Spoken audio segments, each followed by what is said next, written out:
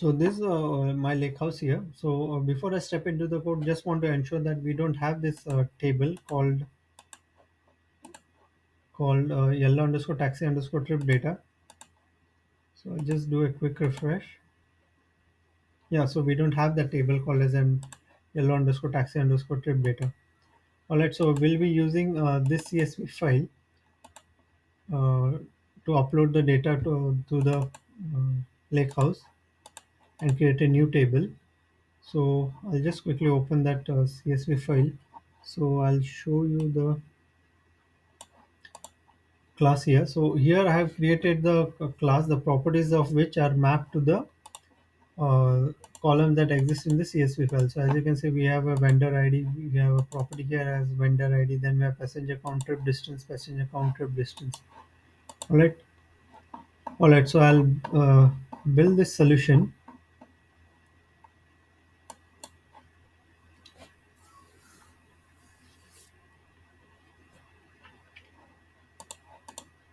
So the first function that gets executed in the project is a read config. So basically, read configs reads all the configuration settings from your local settings.json.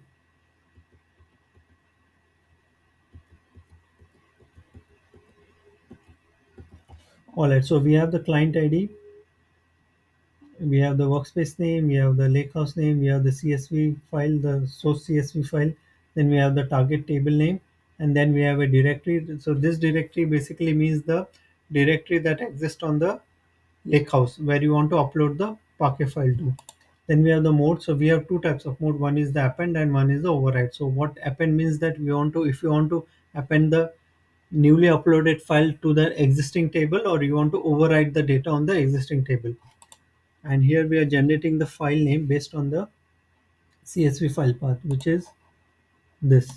So now we have the file name as yellow underscore taxi underscore trip data 2020 underscore 09 CSV. All right. Once we have all those values, so we'll fetch the workspace ID. So here we are using Fabric REST API. So I just wanted to highlight a thing here. So we are using two types of scopes. So one is the scope that uses the ADLS Gen 2 API, and second scope uses the Fabric REST API. Right. So to get the workspace ID, we are going to use Fabric REST API. Let me step into this function.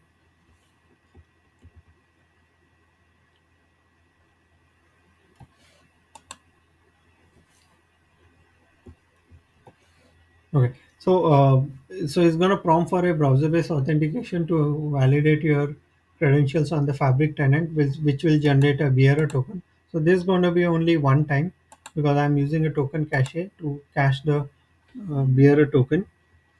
So once we have that authentication done,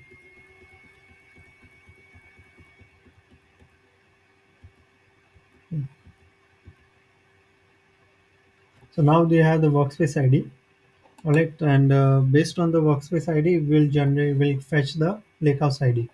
I haven't stepped into this function, so it's using the uh, logic wherein it fetches the lakehouse ID from the workspace ID. As the workspace ID for workspace ID, it uses the workspace name, and for lakehouse ID, uses the workspace ID. All right, we'll move on to the next function, which is convert parquet async. So this is the major function. So in this function basically uses the CSV helper library. So CSV helper library reads the CSV data from your source file, and outputs it into a list form. And then the Parquet.NET Parquet serializer then takes that data, serializes it, and outputs it into a memory stream. Alright, so this is the memory stream here. So as you can see, currently the capacity length position is 0.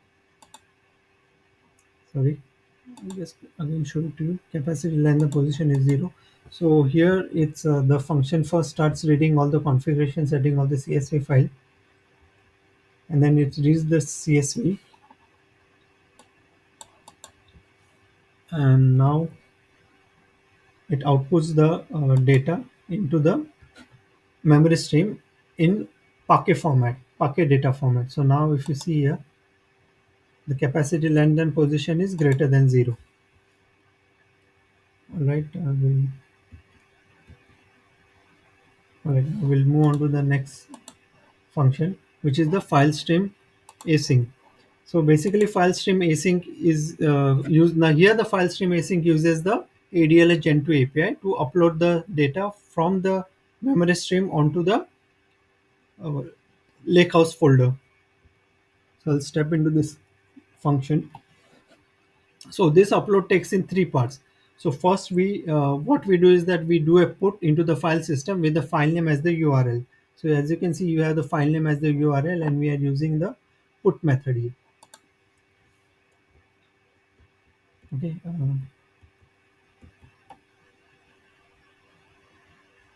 So the put is done, and once the call returns success, so this call has returned success, which is the first step. So we open a stream and provide that as a content to the patch call with the same path. So we have the same path, and we are using, but here we are using the patch method.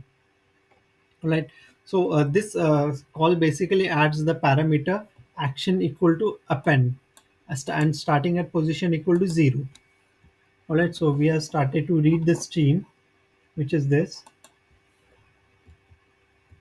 and we are patching the file onto the CS the what do you call that the lakehouse folder. So I'll do a quick refresh. You'll understand what I mean.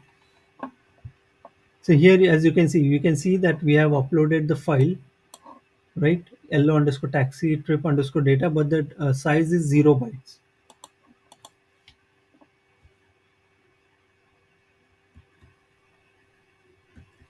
We have to ensure that the patch is successful.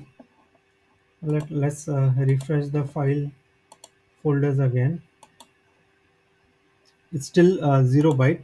Now this is why this is 0 byte is because we have still not uh, persisted the file onto the folder yet.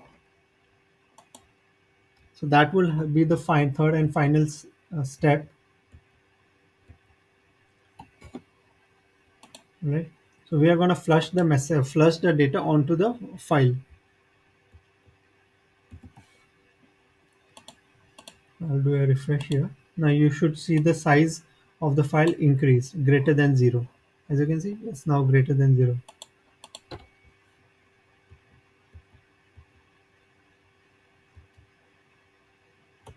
Okay, now we'll move on to the next method. So this method basically, again, this method uses the Fabric REST API and moves the file from the files folder onto the table.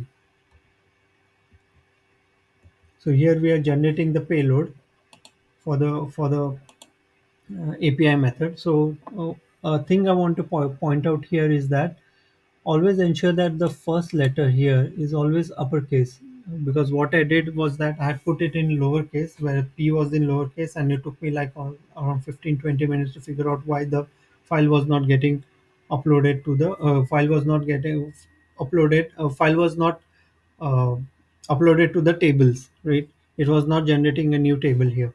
It was because the P was lowercase. All right, here the relative path is the path where your file exists, the source file exists. All right, and this is the mode, and here we have using the append mode.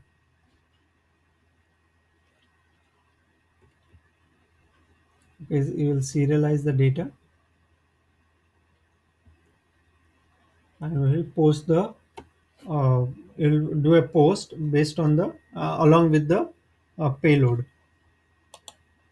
We should see a file in the tables folder now. You should see a table in the tables folder. Yep. You see, we have this table called yellow underscore text trip data.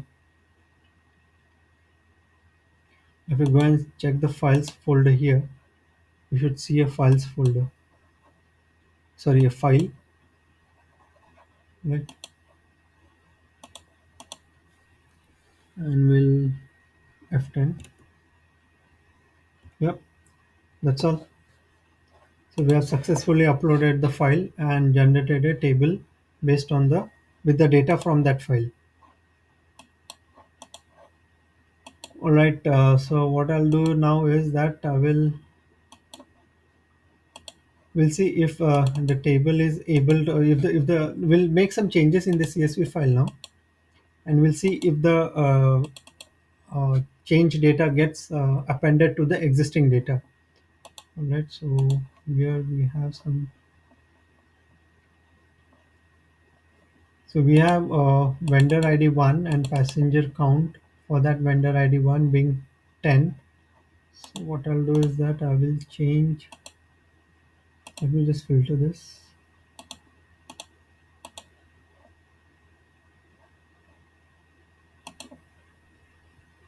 Sort descending.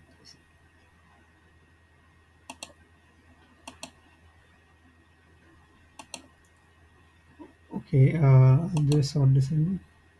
Okay, so we have this tens here. So what I'll do is that I'll change that to 100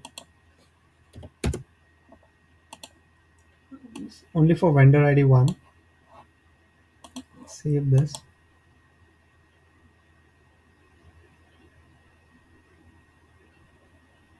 Let's just save.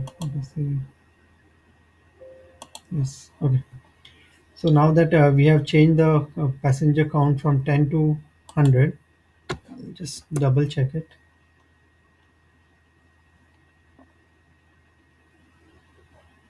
So we have the value of 100 here, right? And we have the mode equal to append. So we'll see if the process is successfully able to append the data. I'm not going to debug this process. I'm just going to run the code. So it's going to prompt again for a bearer token because we stopped the project. So it's going to re-prompt for a new token.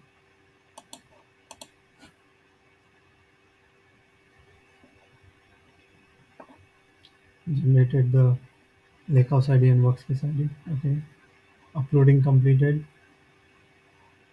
The table also completed. Alright, so it's done. So let's go and check.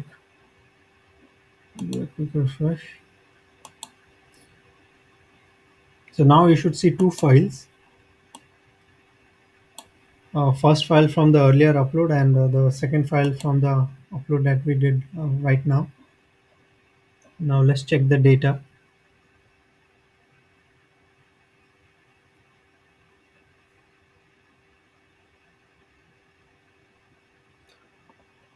Okay, it's taking some time. I guess it's committing the data or not sure. Why it's taking this time. Yes, stop the project. Okay, yes, stopped it.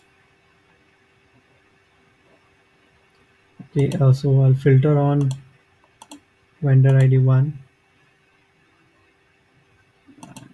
Sort descend. Okay.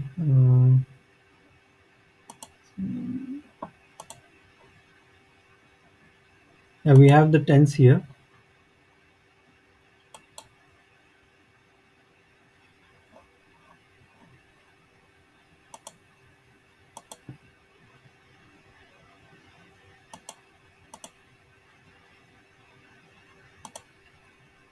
Descending. Okay, I think this filter.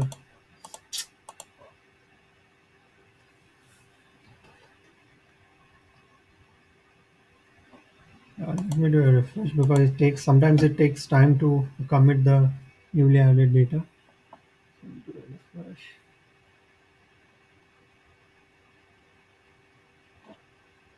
So we have 929 rows.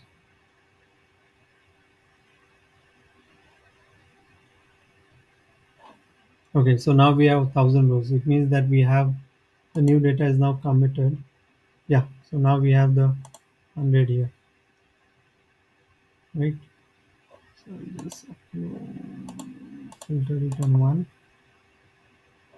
Yeah, so as you can see, we have a bunch of hundreds. Sorry, I should be increasing it or something. Not sure. Yeah, so a bunch of hundreds now.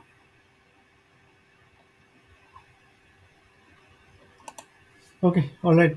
So that's all for this walkthrough. The reason for this developing this entire process was that to highlight that it is very much possible that you can achieve the same level of functionality outside of the fabric environment, and all the use cases that are mentioned in my article. Right. So if you do have any comments or questions, so do let me know. I'll be very glad to answer them. Right. Okay. Thank you very much.